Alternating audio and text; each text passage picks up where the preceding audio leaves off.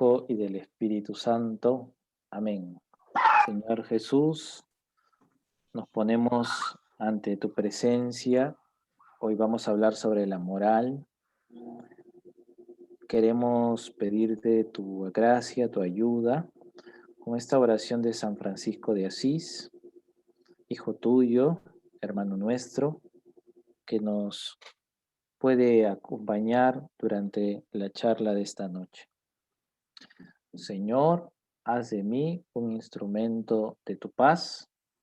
Donde haya odio, ponga yo el amor. Que donde haya ofensa, ponga yo el perdón. Que donde haya discordia, ponga la unión. Que donde haya error, ponga yo la verdad. Que donde haya duda, ponga yo la fe. Que donde haya desesperación, ponga yo la esperanza. Que donde haya tinieblas, ponga yo la luz. Que donde haya tristeza, ponga yo la alegría. Oh Señor, que yo no busque tanto ser consolado, sino consolar, ser comprendido, sino comprender, ser amado, sino amar, porque es dándose como se recibe, es olvidándose de sí mismo como uno se encuentra, es perdonando como uno es perdonado, es muriendo como se resucita a la vida eterna. Amén. Dios te salve María, llena eres de gracia, el Señor es contigo. Bendita eres entre todas las mujeres y bendito es el fruto de tu vientre Jesús. Santa María, Madre de Dios, ruega por nosotros pecadores, ahora y en la hora de nuestra muerte. Amén. Gloria al Padre y al Hijo y al Espíritu Santo, como era en el principio, ahora y siempre, por los siglos de los siglos. Amén.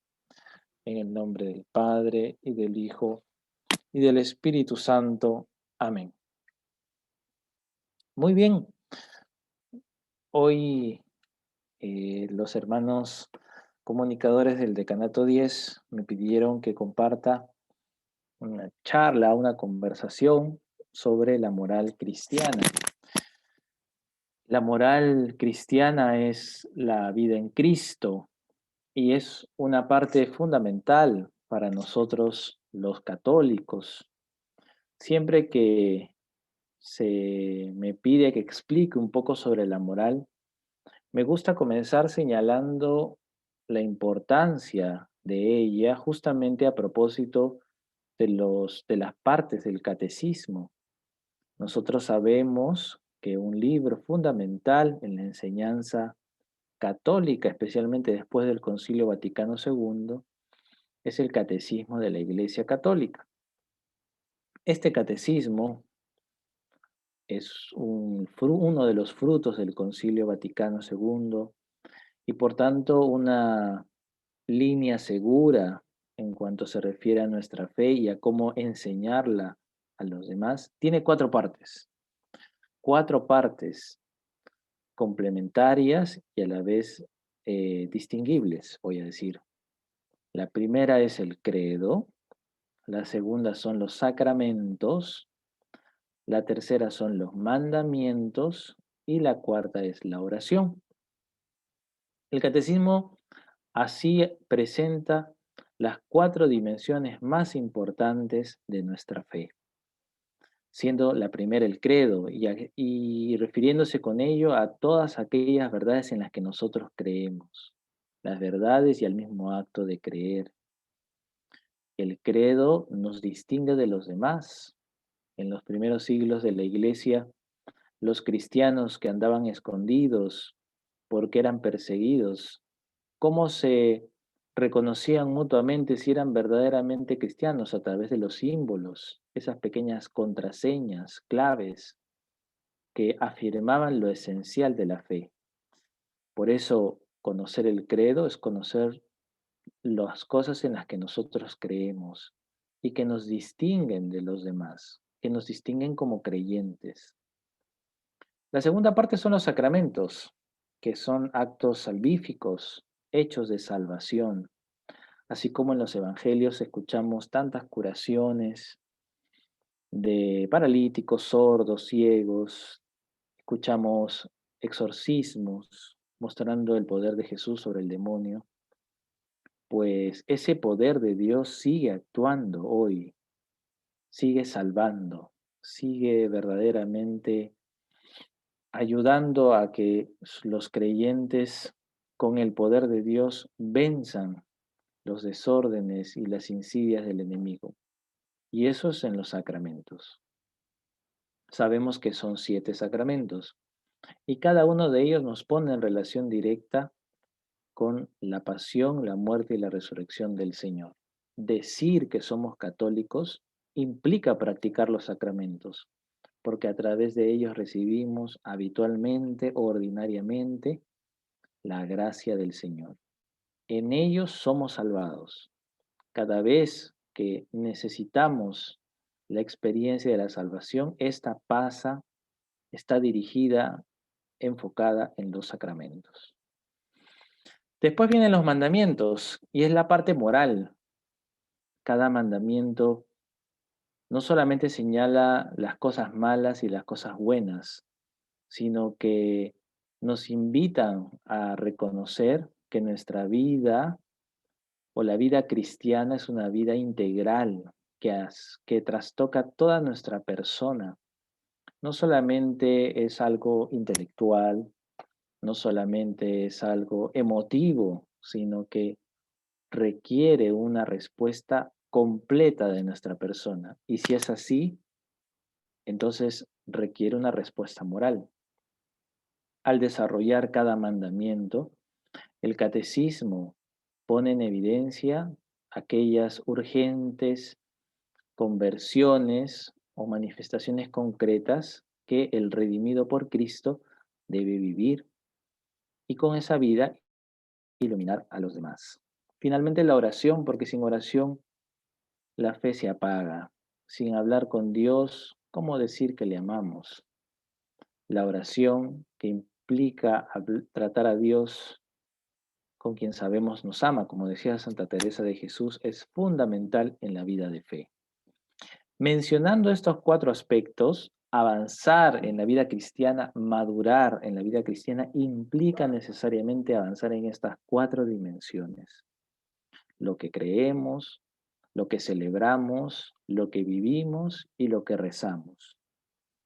Es por eso muy importante que todo católico no solamente conozca estas cuestiones de modo, voy a decir, nocional o conceptual o intelectual, sino que vaya viendo cómo la fe repercute en todas las dimensiones de su vida.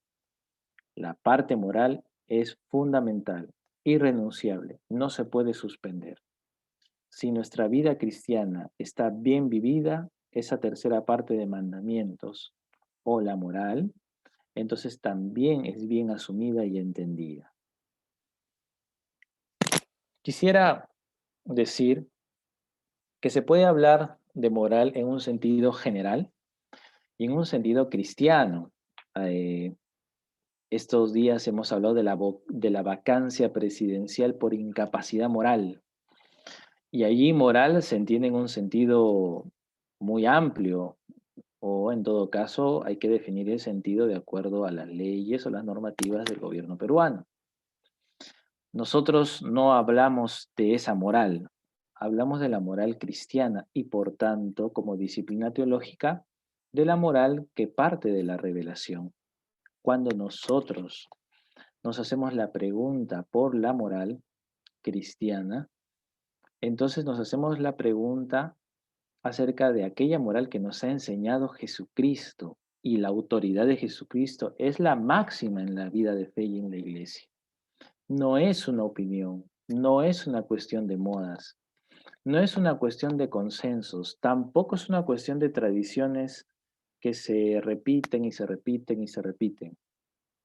Se trata de lo que Jesucristo nos ha enseñado acerca de lo moral, de lo que es bueno y de lo que es malo, de lo que nos ayuda como personas y de lo que nos desordena como hijos de Dios.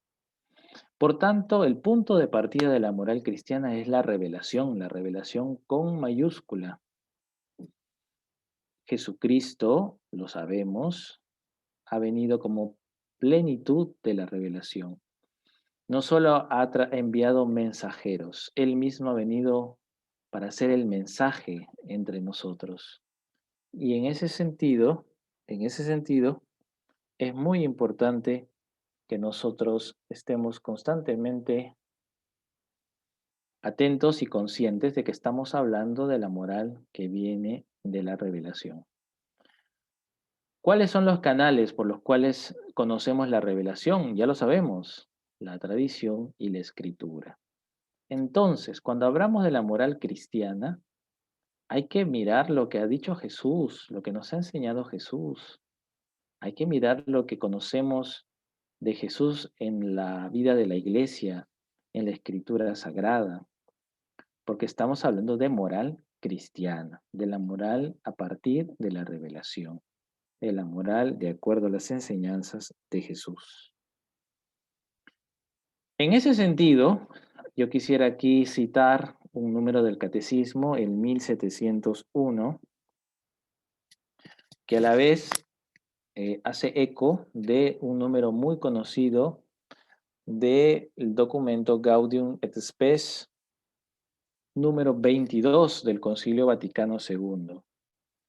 Cristo, dice el concilio y el catecismo, en la misma revelación del misterio del Padre y de su amor, manifiesta plenamente el hombre al propio hombre y le descubre su grandeza de su vocación. Cristo, revelación, manifiesta el hombre al hombre. Nosotros sabemos que una de las preguntas fundamentales de la vida humana es ¿quiénes somos? ¿Para qué estamos aquí? Un cristiano busca esas respuestas justamente en Cristo, porque Cristo revela plenamente lo que es el hombre, el ser humano, a los hombres de todos los tiempos. Él tiene la verdad sobre el hombre. ¿Y por qué? Porque los cristianos tenemos un principio de nuestra fe que nos permite dialogar con los demás. Si no se acepta este principio es muy difícil. Que hemos sido creados por Dios. Él sabe lo que somos, para qué estamos aquí, qué nos hace bien. Si yo me quiero preguntar por lo mejor para el ser humano, por lo que me va a realizar como ser humano, tengo que ir al Creador. Es el Creador el que conoce mejor la naturaleza humana, porque Él la creó. Por eso, Cristo, siendo revelación de Dios, del Padre, Él tiene la verdad acerca del ser humano. ¿Quién soy? Si yo busco esa respuesta, no sé, en ideologías políticas, siempre serán reductivas. En ideologías mm, económicas, siempre serán reductivas. En modas, siempre serán pasajeras. En cuestiones antiguas, no harán justicia a las experiencias presentes. Por eso, la verdad del ser humano, los creyentes, no la buscamos en doctrinas pasajeras, pequeñas o efímeras, porque sabemos que tenemos un creador y a Él volcamos las preguntas sobre nosotros, sobre nuestra naturaleza humana.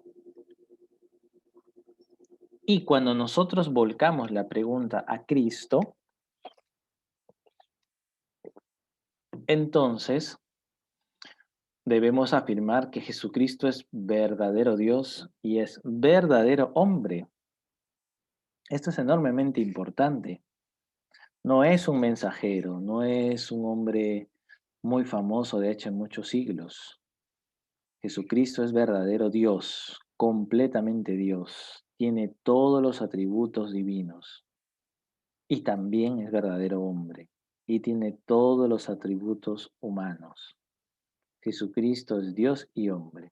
En tanto Dios, por tanto, tiene la verdad sobre el ser humano porque Él es el creador. Jesucristo es la segunda persona de la Santísima Trinidad. Jesucristo sabe el proyecto de Dios, conoce lo que quiso Dios cuando creó al ser humano. Y la segunda parte es verdadero hombre, nos hace cercanos a ese conocimiento. Si bien es cierto, es fácil aceptar de que hay un Dios y el Dios nos ha creado y Él sabe mucho de nosotros, lo difícil es imaginar que ese Dios nos ha hablado. Siendo nosotros tan poca cosa, ese Dios se ha interesado por nosotros más, nos ha querido enseñar y hablar más, se ha hecho uno de nosotros. Esto es increíble. Por eso la humanidad de Jesucristo le da ese verdadero cuerpo, alma, sentimientos, afectos, emociones, sueños, memoria, corazón, que permite que nosotros podamos entrar en diálogo con Él. Con cuánta razón el Concilio Vaticano II señala que Jesucristo nos habla en gestos y palabras, nos habla con su vida, hechos, ejemplo, testimonio, y también con su doctrina, con sus palabras. Nos trata como amigos, porque quiere que conozcamos la verdad de Él y también la verdad de nuestra salvación. ¿Por qué digo todo esto? Porque cuando hablamos de la moral cristiana, ¿qué es la moral cristiana? Tenemos una respuesta fácil y sencilla. La moral cristiana es la vida en Cristo. Así es.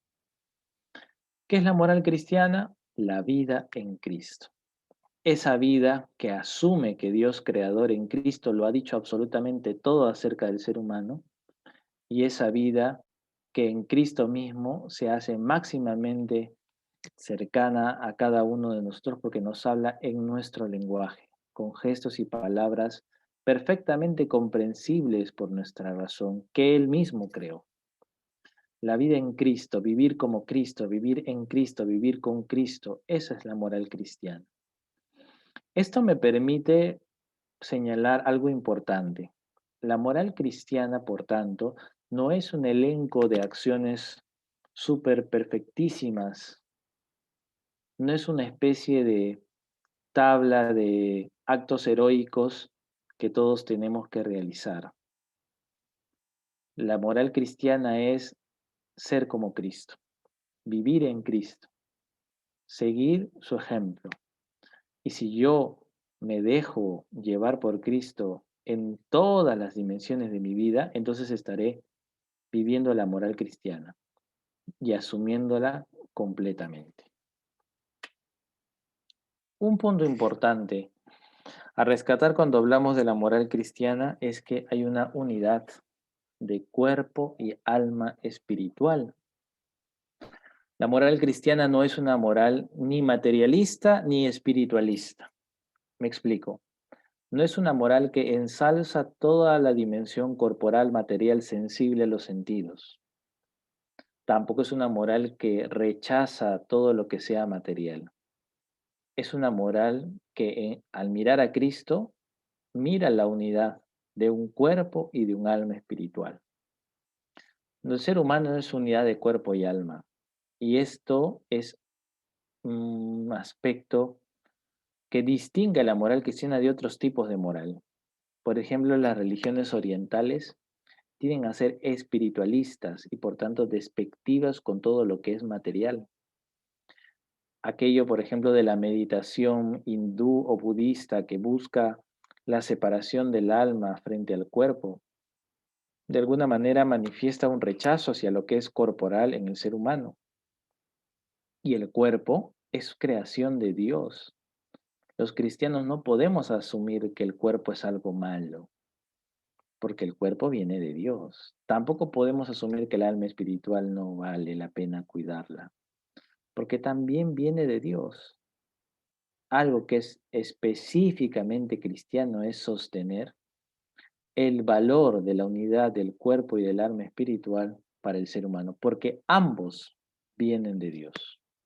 Así como yo doy gloria a Dios, procurando cultivar mi alma espiritual, por ejemplo, con devociones, con una vida litúrgica o con una vida de piedad y de oración intensa, es también importante dar gloria a Dios con un trabajo generoso, con el cuidado de la propia salud y con el servicio desinteresado a quienes más lo necesitan. El cuerpo. No podemos restarle valor e importancia al cuerpo ni al alma espiritual. Ambos forman parte de esta unidad del ser humano. No hay ser humano sin cuerpo, no hay ser humano sin alma espiritual.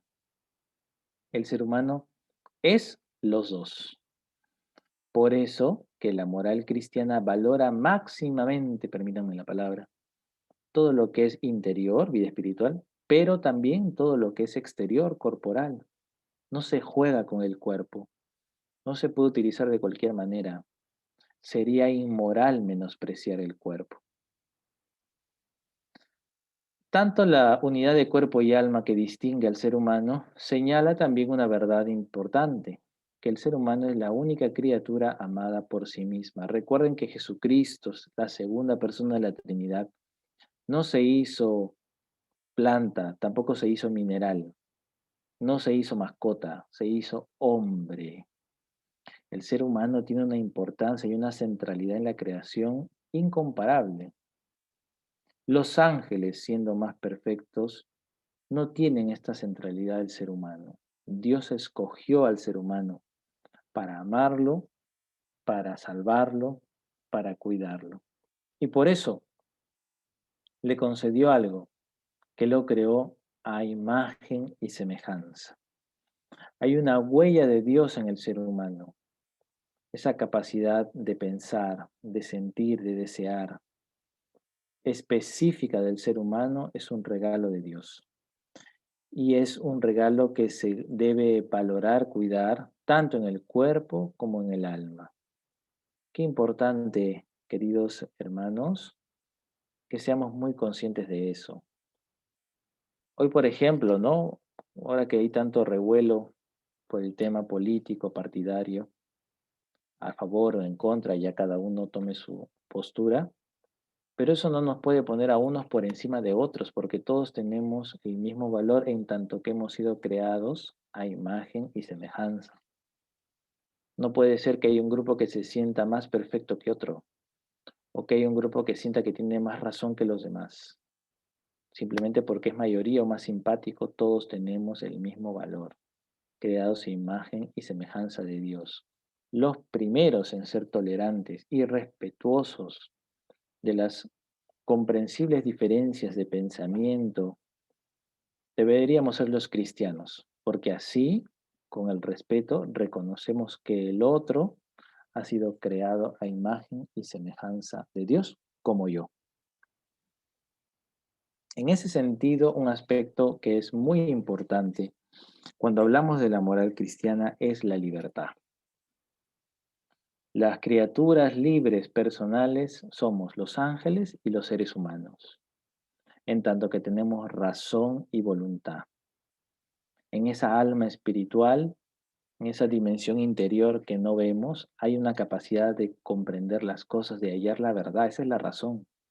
Tenemos inteligencia y también tenemos voluntad, capacidad de escoger el bien, capacidad de por nosotros mismos determinarnos hacia lo que es mejor.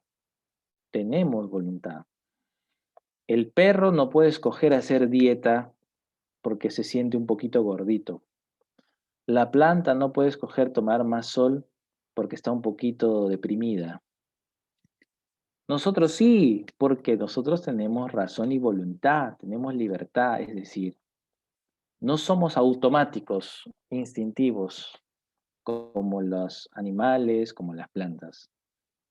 Para ir hacia el bien, debemos hacerlo por nosotros mismos. Tenemos razón y voluntad. Y nuestra razón y voluntad, que hacen posible que seamos libres, se dirigen a conocer a Dios y a la creación. Qué importante que también allí seamos conscientes de nuestro deber o de las consecuencias de tener estos regalos preciosos, la razón y la voluntad. No puedo ser indiferente hacia Dios, no puedo ser indiferente hacia las demás criaturas. Justamente al ser escogidos como centro de la creación, al compartir la imagen y semejanza, al ser libres, tenemos entonces la misión, la tarea de conocer a Dios y conocer a los demás. Todo esto es muy bonito, pero en el capítulo 3 del Génesis se nos cuenta el pecado. Adán y Eva, que habían sido creados para vivir en el paraíso felices y en paz para siempre, caen en el pecado. Y ese pecado causa un desorden en ellos y en todo ser humano. Nacemos con el pecado original, nacemos con la concupiscencia, que es la tendencia a pecar. Nacemos con el fons peccati del que habla el catecismo, que nos muestra justamente con una debilidad. Vivimos un desorden dentro de nosotros. Aunque tenemos un cuerpo y un alma espiritual, aunque tenemos una razón que puede descubrir la verdad y una voluntad que puede querer el bien, a veces la razón se equivoca cuando busca la verdad. A veces la voluntad se equivoca en el bien que ha escogido querer.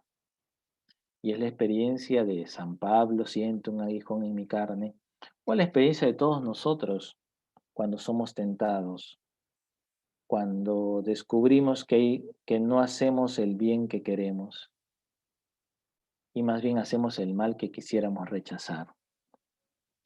Es también fundamental y característico de la moral cristiana reconocer que somos débiles, que el pecado está allí, que la inclinación a ofender a Dios y a los demás es una debilidad que vamos a sobrellevar toda nuestra vida a consecuencia del pecado de Adán y Eva. Siempre se ha dicho que en los últimos tiempos la mayor victoria del demonio es pensar que el pecado no existe. Miremos cuántos problemas hay. Muchos hablan, por ejemplo, hablando de temas sociales, de la violencia. Muchos hablan, por ejemplo, de las niñas embarazadas adolescentes. Muchos hablan, por ejemplo, de las familias rotas y buscan mil causas y mil soluciones. Nosotros los cristianos queremos aportar algo que hemos recibido de Jesús, que existe el pecado, que hay una debilidad y una fragilidad que si no se repara o sana con Dios, es muy difícil salir de ella. Un pecado que no es una especie de, voy a decir, eh, herida de la que no somos responsables. Cada pecado implica siempre una responsabilidad de nuestra parte. A los muchos males del mundo, los cristianos queremos señalar que todos provienen del pecado. El pecado es la peor desgracia del mundo. Ahora mismo que se habla de la pandemia y el coronavirus, mucho peor es el pecado. El coronavirus mata tu cuerpo, pero el pecado puede matar tu alma para siempre. Por eso la moral cristiana implica luchar contra el pecado, sanar el pecado, salir al paso de las consecuencias negativas del pecado y mirar la salvación. Nosotros los cristianos y la moral cristiana es una moral que señala o que nos invita a reconocernos como necesitados de salvación. Una salvación que no podemos procurarnos a nosotros mismos. Queridos hermanos, veamos nuestro mundo. ¿Cuántas veces hemos pensado que podíamos arreglarlo con nuestros proyectos y nuestras ideas? Y no es así.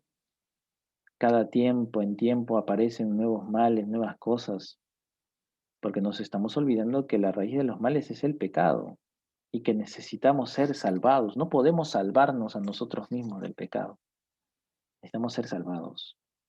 Y en esa lucha o búsqueda de la salvación, la gracia de Dios es fundamental. Las virtudes teologales, regalos de Dios, fe, esperanza y caridad es muy necesaria. Todos queremos ser felices por siempre. El pecado no nos va a dejar. Y si lo conseguimos, es decir, la felicidad, será con la gracia de Dios. Por eso la moral cristiana es una moral que no es, ¿cómo dice?, moralista, es decir, que quiere resolverlo todo con sus propias manos. No. San Agustín relata en sus confesiones cuánto le costaba dejar su vida pecaminosa y lloraba y sufría hasta que leyó Romanos 13:13, revístanse de Cristo para dejar la vida de pecado. No se trata de volvernos una especie de superhombres nosotros solos. Se trata de abrirnos a Dios. Por eso, a modo de conclusión, para ir cerrando el tema, la moral cristiana es vivir en Cristo como Cristo y es posible siempre y al alcance de todos. Sea cual haya sido nuestra historia, Cristo es nuestra salvación. Sea en el punto en el que estemos, siempre podemos con Cristo mirar hacia adelante y comenzar una vida acompañado de su gracia, de su testimonio, de su salvación, para mejorar. Que ningún pecador se sienta al margen de la moral cristiana. Al contrario, la moral cristiana es para todos, porque implica no es reconocer tus fuerzas, sino la moral cristiana implica reconocer lo que Dios quiere hacer contigo y tus fuerzas para poder cambiar y conseguir esa salvación. La moral cristiana se resume en esa regla de oro, tratar a otros como nos gustaría que nos traten a nosotros. La moral cristiana se incoa muy bien con esa frase de San Alberto Hurtado: ¿qué haría Cristo en mi lugar? Queridos hermanos, la moral cristiana no es cumplir ciertas normas, sino la moral cristiana es dejarse transformar por Cristo y ver que su gracia repercuta en todas las dimensiones de nuestra existencia.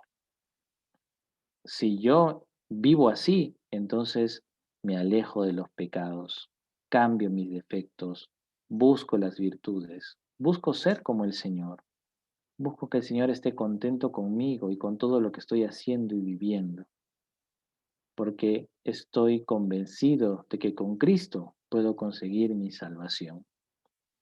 La moral cristiana es una moral de esperanza. El Papa Benedicto XVI en Deus Caritas Est dice al comienzo que no se empieza a ser cristiano por una decisión ética, moral. No es porque yo me digo, bueno, a partir de ahora yo quiero ser un buen hombre. La moral cristiana es una consecuencia de haberme encontrado con el Señor y de haber decidido dejarme llevar por Él. Si es así, comenzaré a alejarme de los pecados y con mi libertad dirigirme hacia todas las cosas buenas que le gustan a Dios. Hoy en día, la crisis relativista afecta profundamente la moral cristiana, porque hace pensar que puedo ser cristiano a mi manera, que puedo ser cristiano como cada quien tiene su verdad, cada quien escoge el tipo de cristiano que quiere ser. Y aunque eso suena muy bonito, es falso, porque que ser cristiano es ser como Cristo. ¿Cuál es el perfil del buen cristiano? Ser como Cristo, no hay otro perfil. No creemos perfiles del siglo XXI, porque serán falsos. El perfil de los santos es el perfil de ser como Jesús. Y ahí la moral es irrenunciable. Vamos a pedirle al Señor que nos ayude en ese sentido a ser como Él, a dejarnos transformar por su gracia y con su ayuda a vivir la moral cristiana, asumir la vida de Cristo, que será siempre camino de salvación. Espero que estas consideraciones les ayuden a todos y les permita mejorar en su vida de fe. Gracias. Muchas gracias, Padre Moisés, por su ponencia. Sus conclusiones son muy contundentes, ¿no? Y la verdad que esto me sirven muchísimo para poder llegar a algunas otras conclusiones personales, ¿no? Y cosas que uno a veces ve también. En la vida diaria, como que cada uno crea sus propias reglas, ¿no? Y se aleja mucho de seguir el ejemplo de Cristo. Aquí tenemos algunas preguntas que nos han hecho llegar. Le voy a mencionar la primera. Si hablamos de moral cristiana, ¿no sería mejor llamarla educación o formación? ¿Y cómo vivirla? ¿Cómo vivirla en esta época? Ciertamente la educación y la formación está presente en la moral, en el sentido de que siempre necesitamos mejorarnos, conocernos, aprender de nuestros errores. Eso es educarnos y formarnos. Pero la moral implica algo mucho más grande, porque implica mirar también lo que voy conociendo de mí ahora y lo que iré conociendo más adelante también. La formación y la educación forman parte de la moral. Es importante que, en tanto que considero mi vida moral y quiero mejorarla y quiero ser como Cristo y tal, busque la formación, busque la educación. Pero la educación y la formación no lo agotan, porque la moral cristiana no es algo intelectual, se vive, no solo se conoce, se practica, no solamente se sabe. No es cuestión de más o menos postular algunos ideales prácticos, no es proponer metas. La moral cristiana es vivir como Cristo. Y cuando uno vive como Cristo, vive en una santa paz. Hay personas que, por ejemplo, ¿no? Los deportistas se ponen régimen de alimentos, de ejercicios, porque tienen metas, tienen mejorar los tiempos, o avanzar más kilómetros, o hacer más goles, si pensamos en el fútbol. Pero la moral cristiana no es de metas prácticas o sensibles. La moral cristiana empieza a ganarse ahorita, si es que yo comienzo a vivir como Cristo desde ahorita, si es que dejo que Cristo entre en mi vida y la suma completamente. La gracia y la paz sabrán hacerme notar esa salvación y yo seguiré formando y aprendiendo y seguiré viviendo esa dimensión de fe que es la moral. Por eso yo distingo el tema de la educación y la formación porque ambos son elementos necesarios para vivir la moral. Muchas gracias, padre. Aquí también nos preguntan, ¿cómo podemos hacer para enseñarle a nuestros hijos la moral cristiana? Básicamente con el testimonio. Cuando hablas de hijos, pienso en la familia, papás que le enseñan a los hijos. Y en la familia el testimonio es lo que enseña, ¿no? San Francisco de Asís decía, hay que enseñar a hacer el bien y si es necesario utilicemos las palabras, porque la principal enseñanza es el buen ejemplo. En casa a mí me sorprende mucho, aquí en la parroquia de la Misericordia, los niños que han podido venir para alguna confesión, alguna bendición, son los más preocupados de la mascarilla, el alcohol y tal. ¿De dónde lo aprendieron? De los papás, de la televisión. Y rápidamente han entendido que forma parte de las cuestiones que hay que cuidar ahora, porque lo han visto, porque lo han oído. No han tenido charlas ni protocolos, no les han dado certificados, no, simplemente lo han visto y lo han oído. Entonces, la moral cristiana se aprende con el testimonio. Y cuando ya se trata de hijos grandes, que a veces pasa, ¿no? Hijos grandes que ya se están haciendo su vida y la están haciendo desordenada. A veces uno no puede estar todo el tiempo machacando los pecados de los hijos, pero sí le puedo enseñar con mi ejemplo y con mi testimonio. Por eso, lo mejor para enseñar en casa es el testimonio. Incluso cuando el hijo pareciera que no entiende o que no quiere asumir la vida que uno le está enseñando, el ejemplo será algo que nunca se borrará de su memoria y que uno no sabe cuándo ese buen ejemplo dará frutos en la vida de los que son hijos nuestros. Muchas gracias, padre. Tenemos una pregunta adicional. ¿Cómo se explica que tanto cristiano en la actualidad, incluso en Perú, viva sin mirar a Cristo? Pues por falta de formación, ¿no? Yo pienso que es por falta de formación. Con frecuencia hemos entendido la fe como una cuestión cultural, es decir, como algo que está en nuestro ambiente. Y está bien, pero no es suficiente. La vida cristiana requiere todo, credo, sacramentos, moral, oración. Y a veces nos quedamos solamente en el credo, en explicar las verdades de fe, y no fomentamos la vida celebrativa, por ejemplo, de los sacramentos, o la vida de la gracia y de la moral, o la vida de la oración. En ese sentido, es necesario proponer, proponer en nuestra patria a los católicos a ser consecuentes y coherentes, íntegros en su vida de fe.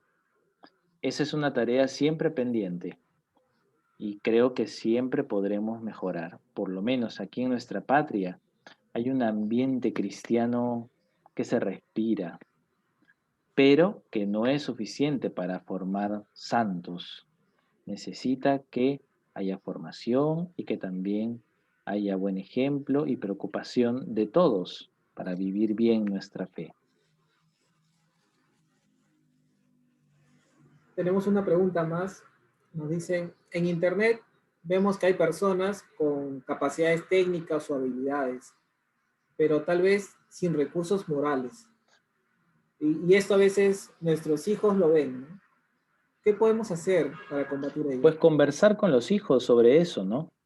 El gran problema de la moral, o por lo cual lo moral se entiende, voy a decir de modo light, es que se relativiza la verdad. No se busca la verdad de las cosas, se busca lo atractivo de las cosas. Y eso es un error porque lo atractivo puede ser bonito, pero no nos hace bien. Es importante, en este sentido, aclarar la verdad de las acciones y las verdaderas consecuencias de las acciones con los hijos. Cuando veamos alguna situación en casa o que sale en la televisión y tal, hay que hablar con los hijos. Y en esto la familia es fundamental y justamente son las familias las que sufren mucho el ritmo de vida acelerado, el tema económico a veces difícil, los tráficos que antes no nos dejaban, nos hacían perder años de vida en el micro, en el auto. Eso debilita mucho. Cuando uno llega a casa no habla con los hijos de lo que ve y de lo que pasa. Y el hijo se va quedando con lo que mira. Es importante hablar con los hijos, ver o pedir las opiniones de los chicos y saber mostrarles la verdad de las acciones. La verdad es siempre un presupuesto necesario para cualquier tipo de entendimiento y diálogo. Si se relativiza la verdad, entonces se relativiza lo moral. Y eso es lo que está muy de moda ahora en nuestro tiempo. Una, un relativismo cultural terrible y que por tanto nos lleva a un relativismo moral también. Afirmar la verdad será un paso necesario para poder afirmar lo moral. Una consulta más, padre. ¿Cree usted que el hombre en el mundo actual, donde manda el poder, el tener, el placer, quiere tener un referente como Cristo para vivir? Sí, ¿sabes por qué? Porque cualquier otro modelo nos deja muy insatisfechos. Algunos lo descubren tarde, algunos no lo llegan a descubrir, pero los que lo descubren no pueden cambiarlo. Es la perla preciosa tener a Cristo. Es la perla preciosa por la cual vale venderlo todo. Está en el Evangelio. Entonces, cualquier otro modelo siempre será insuficiente. Ojalá que viviésemos nuestra vida de fe así. Nos hemos encontrado con algo que nos ha llenado de corazón, nos ha llenado la vida. Y si es así, entonces puedo compartirlo. El gran problema es que muchas veces las personas, los jóvenes, se ponen sus objetivos en bienes o en personas que no les van a satisfacer. El único que puede satisfacer nuestra hambre de infinito es el Señor. Por eso, en la medida en que podamos mostrar todo lo que Dios hace en nuestra vida, podremos despertar esa necesidad de Dios que siempre hay en el corazón humano, creado a la imagen y semejanza de Dios. Bueno, me queda tiempo para una última pregunta. Justo le iba a comentar que tenemos la última pregunta, padre, y nos consultan, ¿cómo nos sugiere usted que hagamos nuestro examen de conciencia, el diario y el profundo, que nos lleve a la confesión? ¿Es la lista de mandamientos solo una relación moral? Yo pienso que el examen de conciencia diario no solamente debe reconocer lo que no nos ha salido bien, los pecados, sino también aquellos aciertos que hemos tenido. Porque la vida moral no es la lista de pecados que hemos cometido. La vida moral es lo que Cristo me ha permitido vivir aquí conmigo, ¿no? No es lo que yo he hecho solo, sino lo que Cristo ha hecho en mí. Distinto. Por eso cada día yo recomiendo hacernos 3 preguntas al terminar el día como examen de conciencia. Primero, ¿qué cosa he hecho bien hoy día? Y le doy gracias al Señor porque me ayudó en eso. ¿Qué cosa he hecho mal? Y le pido perdón al Señor para mejorar mañana. ¿Y qué voy a hacer mejor mañana? Y me pongo un punto concreto de lucha para el día siguiente. Yo recomiendo eso, porque la moral cristiana es eso, lo que Cristo hace conmigo, no lo que yo hago, lo que Cristo hace conmigo. Eso me llena de mucha serenidad, de mucha paz frente a los pecados y también de un enorme gozo e ilusión por dejar que el Señor haga toda su obra dentro de mí. Muchas gracias, Padre Moisés. Gracias a las personas que nos han hecho sus consultas. Y ya para terminar, le agradeceríamos si nos puede hacer la oración final.